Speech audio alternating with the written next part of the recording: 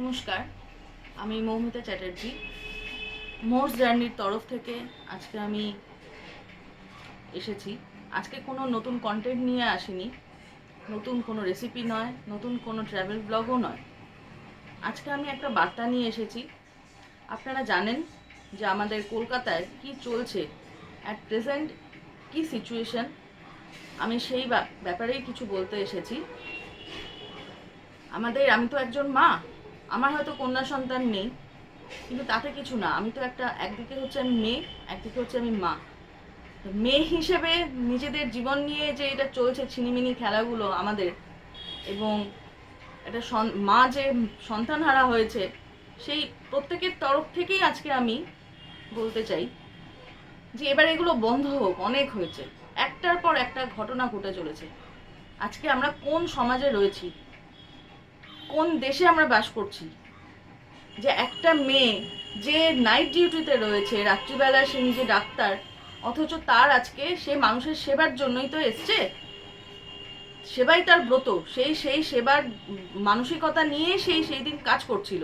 তারপরে তার এই পরিণতি, এবং যা পরিণতি হওয়ার তা তো হলো, কিন্তু তারপরেও যেটা দুঃখজনক যে তার জাস্টিস পেতে গেলে সে জাস্টিসটা সে পাচ্ছে না। তার জন্য কত কিছু হচ্ছে, প্রমাণ লোপাটের চেষ্টা হচ্ছে, এবং যারা রয়েছে এর পিছনে বড় মাথা রয়েছে সেটা বোঝা যাচ্ছে, তাদেরকে চাপা দেওয়ার চেষ্টা করা হচ্ছে, একটার পর একটা প্রমাণ লোপাট হচ্ছে। এগুলো কি হচ্ছে?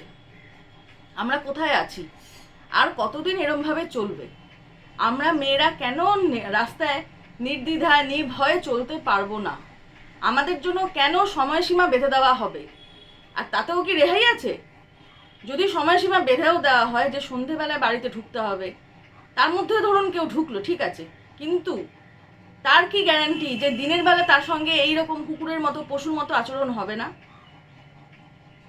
আমরা কোন বর্বর সমাজে বাস করছি? সেই জন্য আর রিকোয়েস্ট আপনাদের কাছে, এবার আমাদের সরব হওয়ার সময় হয়েছে। আমরা চিরকাল প্রতিবাদ করে এসেছি, আজও করতে চাই এই নিকৃষ্ট ঘটনা নিয়ে। আর সব থেকে খারাপ লাগে যে একটার পর একটা কমেন্ট দেখছি, পুরুষ মানুষরাই কমেন্ট করছে। রিসেন্ট আমি একটা কমেন্ট চোখে পড়লো আমার, সেখানে বলা হচ্ছে তুই তুকারি করে মেয়েদেরকে যে মামুনি জামা খুলে রিলস করা বন্ধ কর, রাত দখল না করে জামা খুলে রিলস বানানোটা বন্ধ কর। মানেটা কি? কে জামা খুলে রিলস বানায়? আর আর তুই তুকারি করে সম্বোধন করে বলা হচ্ছে সে পুরুষ মানুষ করছে। তাহলে ভাবুন যে তাহলে মানসিকতাটা কি, এইসব মানুষের মানসিকতা কি? তা আমার প্রশ্ন হচ্ছে যে এই যে ডাক্তার যিনি রাত্রিবেলা নাইট ডিউটিতে ছিলেন, তিনি কোন জামা কাপড় খুলে কাজ চলছিলেন সেই সময়? তাহলে তার সঙ্গে এই আচরণটা কেন হলো? তিনি তো ভদ্রসভ্যভাবে জামা কাপড় পরা অবস্থায় ছিলেন। তিনি খেয়ে খাওয়া দাওয়া করে, মেয়েটি একটা বাচ্চা মেয়ে আমার সন্তানের মতন, হ্যাঁ, সে খেয়ে শুতে বিশ্রাম নিতে গেছে ক্লান্ত হয়ে, তার ডিউটি থেকে একটু ক্লান্ত হয়ে একটু অবসর নিয়ে একটু বিশ্রাম নিতে গেছে, তখন সেই পরিণতি। সে তো ভেতরেই ছিল, সে তো হসপিটালের ভিতরে ছিল, সে তো বাইরে ঘুরে বেড়াচ্ছিল না, পার্টি করে বেড়াচ্ছিল না জামা কাপড় খুলে। তাহলে তার এই পরিণতি কেন হলো? তাহলে এর থেকে কি বোঝা যায় যে ছোট বাচ্চা মেয়ে হোক, মাঝবয়সী হোক, প্রৌঢ়া হোক, যে হোক, কেউ বাদ যাবে না এই নরখাদকদের হাত থেকে। সে জামা কাপড় পরে থাকুক বা জামা কাপড় খুলে থাকুক।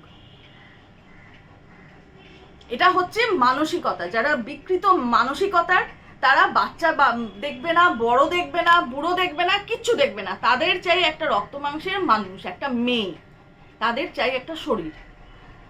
সেটা হলেই যথেষ্ট তাদের জন্য। তারা সেটাকে ছিঁড়ে খুঁড়ে খাবে। তাহলে আমরা কোন সমাজে বাস করছি? এখনো যদি আমরা সরব না হই, এখনো যদি আমরা এর জন্য উঠে পড়ে না লাগি, তাহলে এরপরে আমাদেরও তো এই পরিণতি হতে পারে। আমরা যারা এখন ঘরে ভাবছি আমরা তো বেরোচ্ছি না, বা আমার মেয়েকে বাবা বেরোতে দেবো না রাত্রিবেলায়, কোনো গ্যারান্টি নেই যে তার ঘরের মধ্যে হবে না। কারণ এইসব পশুরা সব জায়গায় রয়েছে, সর্বত্র রয়েছে। আমি বলতে বাধ্য হচ্ছি, এইসব পশুরা ঘরের মধ্যেও থাকে, কারুর বাবা রূপে, কারুর মামা রূপে, কারুর কাকা রূপে, কারুর দাদা রূপে, কারুর জ্যাঠা রূপে, যে কোনো রূপে এরা থাকতে পারে। মানসিকতাটা বদলানো দরকার, মানসিকতাটা আগে বদল হওয়া দরকার। যে নারীর কাছ থেকে আমরা জন্মাচ্ছি, পৃথিবীর আলো দেখছি, সেই নারীর গর্ভকে আমরা এইভাবে অপমান করছি। একবারের জন্য এদের মনে হয় না, একবারের জন্য এদের গায়ে কাটা দেয় না। আজকে আমি এই কারণেই এসছি যে আজকে 14ই অগস্ট, যে রাত দখলের কথা চারিদিকে হচ্ছে, ছড়ানো হয়েছে, ঠিক আছে, এবারে সেইখানে আমিও থাকবো। আমাদের যে নিয়ারেস্ট লোকেশন, আমি সেইখানে থাকবো। আমি চেষ্টা করব সেখান থেকে ফেসবুক লাইভ করবার। আপনাদেরকে একটাই অনুরোধ, আপনারা মায়েরা, মেয়েরা, আমার বোনরা, ছোট বোন, দিদি, প্রত্যেকে, এবং অবশ্যই পুরুষ মানুষদেরকেও বলবো তারাও, কারণ অনেক বাবাও তো রয়েছে, তাদের তো কন্যা সন্তান থাকে,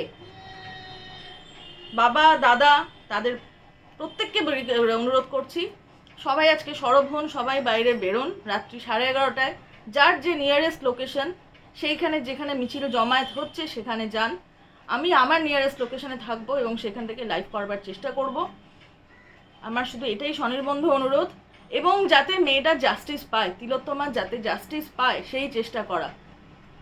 1 বছর আগে স্বপ্নদ্বীপের সাথেও, আমি বলছি না যে শুধু মেয়েদের সাথে ঘটছে এরকম নিকৃষ্ট ঘটনা, কোনো ছেলেও বাদ যাচ্ছে না।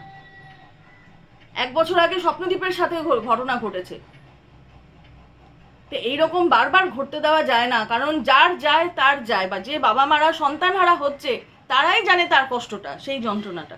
সেই জন্য আপনাদের কাছে আমার হাত জোর করে অনুরোধ, এইগুলো হওয়াটা বন্ধ করতে হবে, এবং হলে পরে সেই জাস্টিস যাতে তাড়াতাড়ি পাওয়া যায়, খুব তাড়াতাড়ি যাতে আমরা জাস্টিস পাই, সেটা যেন সেই প্রমাণ লোপাট যেন না হয়, খুনিরা যেন নির্দ্বিধায় অবলীলায় ঘুরে বেড়াতে না পারে, সেই চেষ্টা আমাদেরকেই করতে হবে। Please join us. ধন্যবাদ।